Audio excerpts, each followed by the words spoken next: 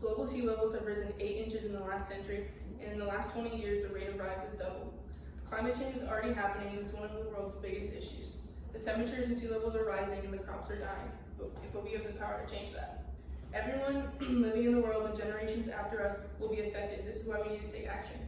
I've always been aware of the effects and how we can fight against climate change, but this speech allowed me to do more research through books, magazines, and articles. So today I'll be informing you all on what climate change is, the effects it's having on our world, and the solutions we can take to fix it. So to start, we need to understand what climate change is. Climate change is the increasing changes in climate over a long period of time that include precipitation, temperature, and wind patterns. Over the past century, we've been releasing large amounts of greenhouse gases, including carbon dioxide, into our atmosphere. According to the academic journal titled Conceptual Definition and Framework of Climate Change and Dust Storm Adaptation, written by Shiva in 2019, says, climate change is a natural phenomenon occurring on a scale of several thousand years, but the recent climate changes are much severe compared to 2 million years ago. And in the last 2 decades, the Earth's warming has reached its maximum level. The process of Earth warming is called the greenhouse effect. The greenhouse effect happens when the Earth's surfaces warm up in the sunlight, and then at nighttime they cool down, releasing the heat back into the air as a form of radiation. But before the radiation can reach space, it's absorbed by the greenhouse gases already in the air, causing the Earth to warm up, and that's when we start to see and feel the effects. So now we know what climate change is, we need to understand the effects it's having on our world. There's 3 main effects, which are our oceans, rising heat, and the increase in storm surges. Our oceans are the most affected. The carbon dioxide from burning fossil fuels is causing ocean acidification. As the carbon dioxide in the air has risen, our oceans have become 30% more acidic over just 150 years. The rising ocean acidity causes water to become corrosive and the shells start to dissolve. This will affect the oceanic food webs, which is a problem for the billion people in our world that rely on the ocean for protein.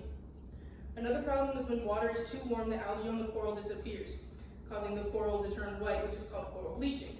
Coral reefs are important to us because their structure acts as a barrier to protect our shores from waves, storms, and floods. When the coral reefs are destroyed, the barrier can increase the damage to communities on the shorelines. The next big effect is the rise of temperature, causing heat waves and droughts. Heat waves create possibility of death from hyperthermia and more frequent power outages due to the use of air conditioning. When dangerous heat waves and droughts are happening together, this causes crop failure because the soil is dried out, more intense wildfires, and dust storms. The magazine titled Scientists Predict Climate Change Will Make Dangerous Heat Waves More Common, published in 2019, says that even under relatively conservative modeling conditions, the countrywide number of heat index 100 days will double, and the heat index 105 days will triple by the middle of the century. While the southeast and southern plain regions look likely to bear the brunt of this heat, only high altitude areas in the western United States would dodge the heat waves completely. This is saying that nowhere in the United States are we safe from these dangerous heat waves unless you live on the western side in the mountains. The last main effect from climate change is the increase in storm surges. So we've already added the 8 inches to global sea level, leading to higher surges and more floods. The academic journal titled Development of Near Real-Time Forecasting Systems for Storm Surge and Coastal Inundation, written by Yoon in 2016, states that as the intensity and frequency of typhoons increase because of the climate change, risk of inundation damage caused by storm surges in major coastal cities is likely to grow. These coastal disasters have a tendency to take place on a large scale and are hard to predict. So sea level rise is caused by 2 factors. The first is thermal expansion, which is when the heat rises and expands when it's heated, or the water rises and expands when it's heated. The second cause is the rising of temperatures is causing an increase of melting of the glaciers and ice sheets. So now that we know the effects that's happening, the effects of climate change happening on our world, we need to understand how we can fix it. The first way to fight climate change is to reduce the burning of coal, oil, and natural gas. This is probably the hardest solution because of the high dependency that we have on them. Oil is used everywhere in the global economy, which is found in cars, planes, plastic, asphalt, basically everything. And coal supply is half of the electricity for the United States and the world. There's not only one way to eliminate the dependency on fossil fuels, but using biodiesel, wind power, and plant-derived plastics is a great way to start.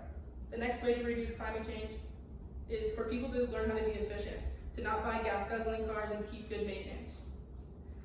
We need to make sure that our tires are filled so this can limit the greenhouse gases that are released into the air from our vehicles, and it will lower the frequency of payment at the pump.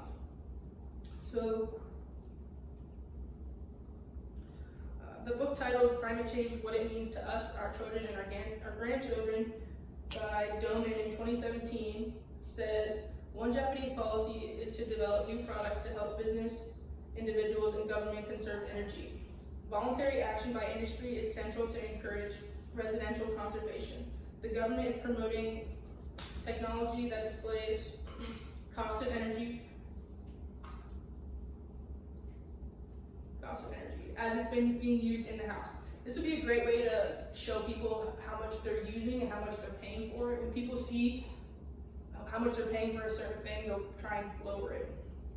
The last way to reduce greenhouse gases being pumped into the air is to stop cutting down trees.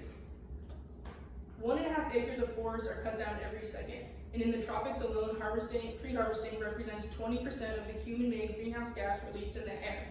This goes hand-in-hand with recycling and forest management. Forest management is the practice of balancing the amount of trees being taken out with the amount of trees that are growing. All of these strategies to fight climate change can give us the information we need to make our world a healthier place. Climate change is already happening and will keep happening until we all work together to try and help it. Today we have gone over 3 main points that are what climate change is, the effects it's having on our world, and the possible solutions we can take to fix it. Next time you buy a new car, leave a room, use any type of technology, or throw something away, I hope you think about climate change and how we have the power to help the earth for us and the generations after. Yay.